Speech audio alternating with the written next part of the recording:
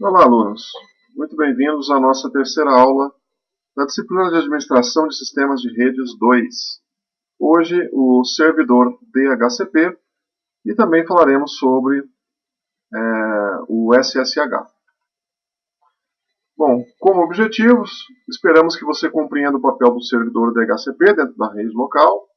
Vamos relembrar aí alguns aspectos do endereçamento IP que vão ser necessários por conta do servidor DHCP.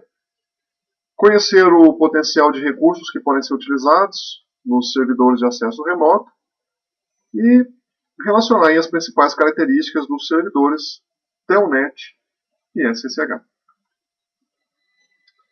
Fazendo aqui uma analogia, então, ao sistema hoteleiro, para que nós possamos entender o que seria esse DHCP, né, a distribuição dinâmica de IPs. Então, imagine que você tem aqui um hotel com um cliente, um usuário, um turista. Pode ter 2 turistas, 3, 4, 5, enfim, inúmeros turistas aí. Quando você tem uma pessoa chegando no hotel, 2, 3, 4, bom, é possível que o hotel ele consiga te atender. Agora, quando você tem uma infinidade de pessoas, algumas vão ficar de fora e não vão poder ser atendidas, não vão poder se hospedar aqui. A mesma coisa, ou de forma similar, né, a esse sistema de hotelaria, nós temos com o servidor DHCP. No caso do DHCP, ele tem um número de chaves, assim como o responsável pelo hotel tem uma quantidade de chaves para entregar para os clientes. Esse cliente aqui de cima, pode ser que ele chegue e queira usar a chave de número 1, do quarto número 1.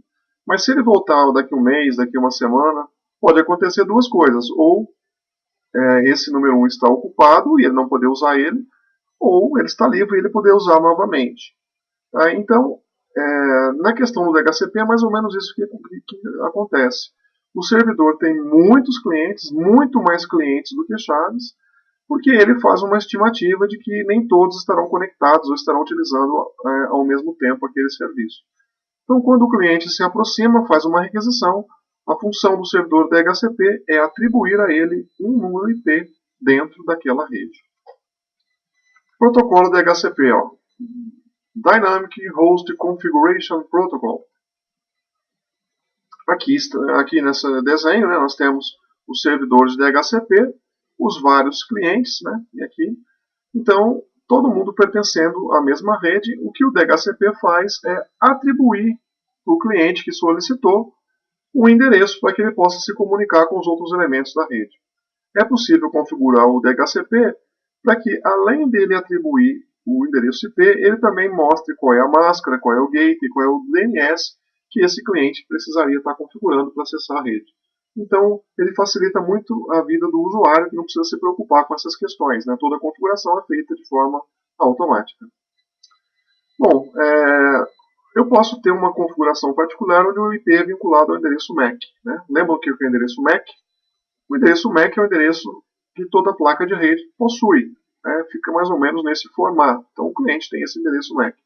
Eu posso montar uma tabela aqui no DHCP que todas as vezes que esse cliente for acessar o servidor, ele confere esse valor aqui, esse endereço MAC, e atribui sempre o mesmo endereço para o cliente. É possível fazer essa configuração através aqui da tabela de concessões. Então, esse usuário, né, este aqui, vai ter sempre o IP 10.0.2.150 quando ele fizer a conexão. É possível uma configuração desse tipo aí do servidor DHCP. Então, o cliente solicita a concessão de IP e esse IP aqui é concedido a ele, consultando essa tabela. A PIPA, Automatic Private IP Addressing. O que acontece nesse APIPA é o seguinte: muitas vezes você vai acessar uma rede aí, numa empresa, enfim, e o DHCP não está funcionando. Nesses casos, são atribuídos um IP nessa faixa 169.254, de 01 até 255.254, para que o usuário possa ter a sua rede configurada e possa trabalhar normalmente com as outras máquinas da rede, mesmo o DHCP não funcionando corretamente. Então, muitas vezes, você vai dar um ifconfig aí no Linux e vai ver esse IP. Mas que IP é esse da rede? Esse é o famoso APIPA, né? Um recurso usado no sistema operacional Windows. Né? Então, lá no Windows você vai verificar que essa atribuição é feita. Acesso remoto. Bom, terminado então a parte de DHCP, distribuição dinâmica, de IPs, vocês vão ter uma oportunidade de trabalhar com isso também no laboratório de informática. Agora vamos ver as questões de acesso remoto. Acesso remoto, acessar uma máquina remotamente, é fazer com que o cliente acesse um servidor e faça configurações desse servidor mesmo estando aqui. Ou seja, nós já tivemos a oportunidade de trabalhar lá na primeira aula com o Telnet. Né? O Telnet é um exemplo de acesso remoto. Como se você estivesse sentado na máquina lá no outro lado do mundo, você faz as configurações na sua própria máquina, através de uma emulação de terminal. Aqui um exemplo, né? Nós temos um servidor SSH no outro lado, e aqui o cliente. Quando o cliente se conecta remotamente ao servidor, os comandos que ele digitar aqui é como se ele estivesse sentado em frente a essa máquina digitando comandos. Se ele der um formate aqui na máquina, para formatar a máquina, ele não vai estar formatando essa máquina do cliente, ele está formatando a máquina que está localizada remotamente. A grande vantagem é que o usuário acessa o servidor onde quer que ele esteja, ele não precisa se deslocar até lá. Nas questões de administração da rede, esse serviço é muito importante. É uma vez que eu posso economizar, e às vezes é uma tarefa muito urgente e o administrador não está presente para poder resolver o problema. Ele faz um acesso remoto e da máquina dele, do notebook dele, e consegue entrar na máquina do servidor e fazer os ajustes que são necessários. Telnet é um exemplo. Bom, o Telnet ele faz a emulação do terminal e a porta de atendimento é a 23. O Telnet ele faz a transferência de dados de forma desprotegida, ou seja, tudo que trafega na rede é no formato ASCII.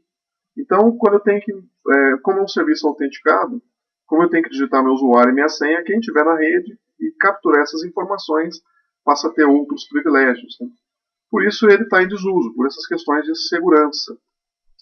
E é usado também para acesso a dispositivos de conexão de rede. Às vezes eu faço uma configuração no meu roteador e eu conecto nele através do comando telnet. Também usado como aplicativo para acesso a outros servidores. Como eu disse, vocês já usaram o telnet para acessar lá o servidor HTTP.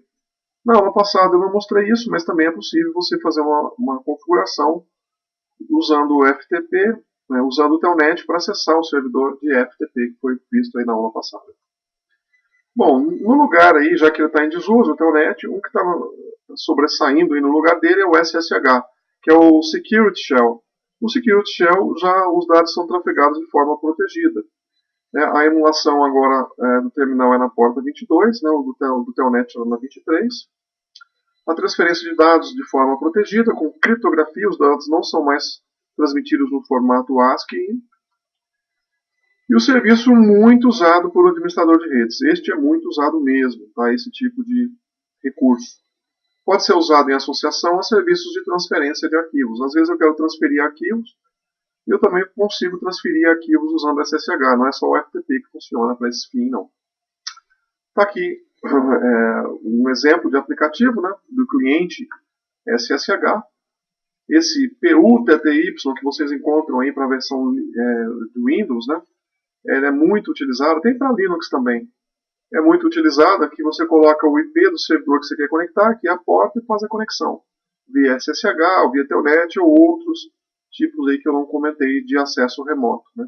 Então eu tenho uma interface. Depois que eu conecto, ele vai me mostrar uma tela e é como se eu estivesse sentado na frente do computador, executando comandos. Também é possível fazer isso no formato manual, nós vamos fazer isso no laboratório, digitando na linha de prompt, na linha de comandos, SSH, -L, o nome do usuário que vai se conectar, e qual é o IP do servidor que ele quer se conectar. Se eu não colocar esse -L, o nome do usuário, ele vai se conectar como usuário root. Bom, pessoal, para essa semana são duas atividades, então, a trabalhar com os serviços de distribuição dinâmica de IP, DHCP, e também com os serviços de acesso remoto, o SSH e o Telnet. Espero que todos tenham um bom proveito, façam os exercícios da semana, participe do encontro presencial, em caso de dúvida estarei à disposição. Tenham todos uma boa semana, nos vemos na próxima.